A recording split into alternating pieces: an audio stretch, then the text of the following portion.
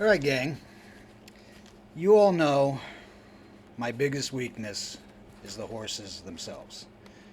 I've gotten, I don't count anymore the amount of stories I've heard about horses that are being abused, horses being beat up, this carriage horses, a mare that died on a farm last year up in Batavia, or year before, whatever it was. I got a call from that person, guy from Ohio. It never ends. Kill pens, you name it. So I'm up late last night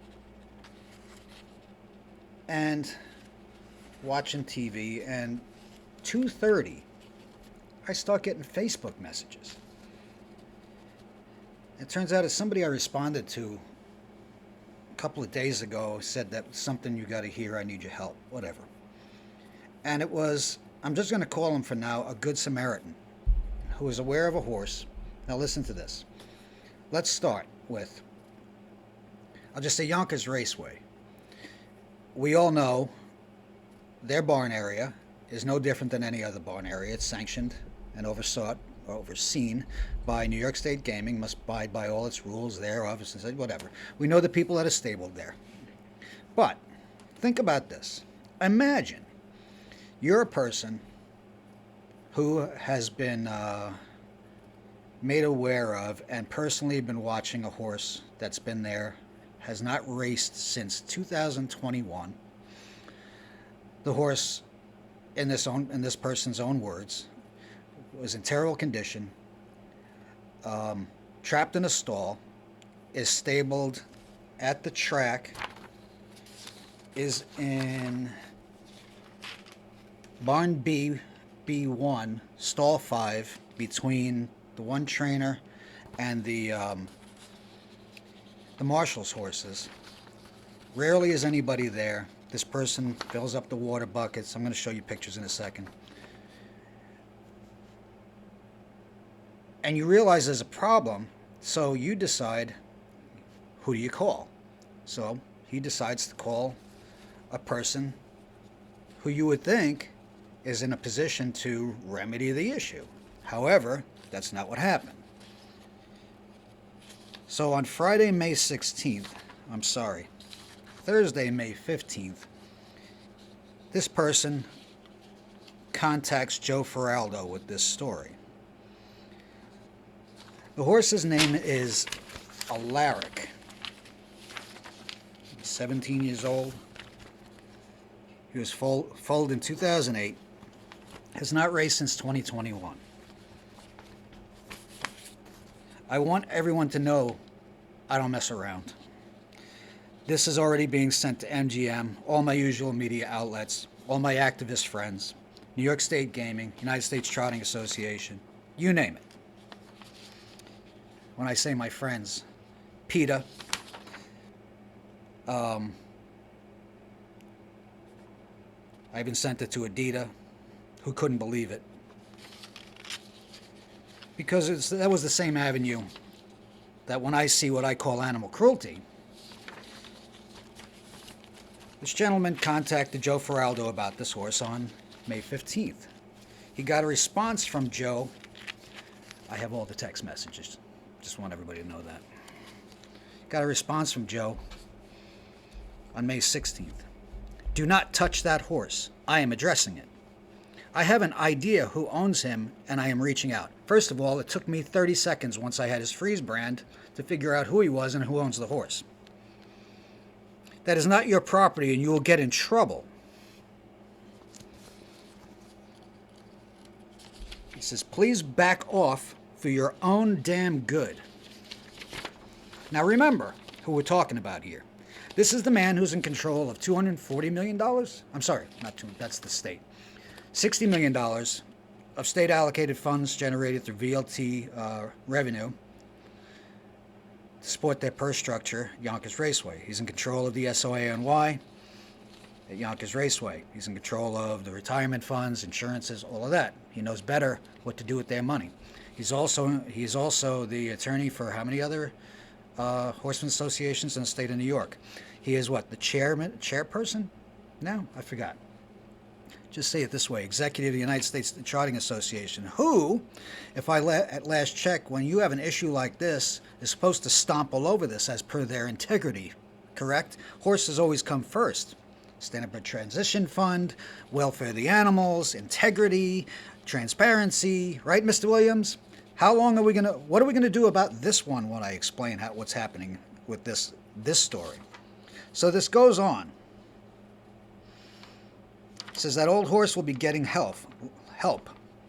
This is what is being said to the Good Samaritan. And remember, this was back in May. It's now August 2nd. That old horse will be getting help. Leave it be.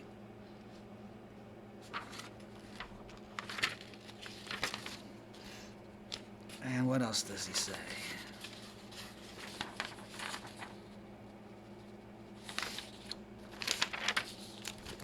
That'll be turned over to the state. So, this horse has been on the grounds at Yonkers Raceway for, in this gentleman's words, years. In the same stall, never does anything. Then he sends me pictures of the horse and the condition that he's living in. He's living in a stall with all the mats heaving, eating his straw. If you look closely, you'll see that he lives in little ponds filled with urine. As you can see there, if you look, you've all seen that. Nice, right?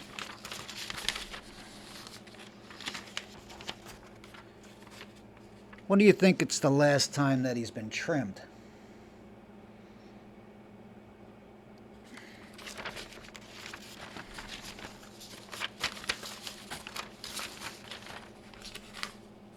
I can't believe I don't have a picture of the outside. They hang the water on the outside of the gate to where he can barely reach it. And this person also says that every time he would go by, he would fill up his water and try to find him hay. He's got a big old hay belly on him, and his tail has been rubbed off long ago from God knows when the last time he was dewormed. So, what do we see here? Again, imagine, I don't care if you're there, licensed, unlicensed, whatever. You don't need a license to point out the obvious when there's animal cruelty in question, animal abuse. This horse is neglected. This horse is living in a way that no horse should ever be forced to live. And then you go to an attorney who's also an executive for the United States Trotting Association. I'm not going to go over his history anymore. Just stick with the facts now. What's this case right now? His response was, fuck off, mind your own business. And the horse continues to live this way. It is now August 2nd. Nothing's been done. I'm sure that once this gets out in the open, something's going to happen. But it's going to be too late. The investigations are already starting. The people who can get to the bottom of this have already been informed. And should the horse disappear, it's not going to matter anymore. I want to know, New York State Gaming, were you aware of this? Probably not. They will be, if they read their emails. And what are you going to do about it? SOANY, forget it, he owns that, runs that, nothing's going to happen there. But I want to know, again, USTA. Is this acceptable by one of your executives? And he's also a director in what, District 8A? Or District 8? He holds two positions with the USTA. What does Mr. Faraldo say a lot in all his... He said it in a lot of the board, the director meetings, He said it before speaking in front of the USTA, where he goes, optics, optics, optics. They keep talking about optics, optics. Yeah, Joe, optics. And guess what? On this one, I'm going to end it with this right now. It's your face that everyone's going to see. We'll see how this pans out. Peace, everybody.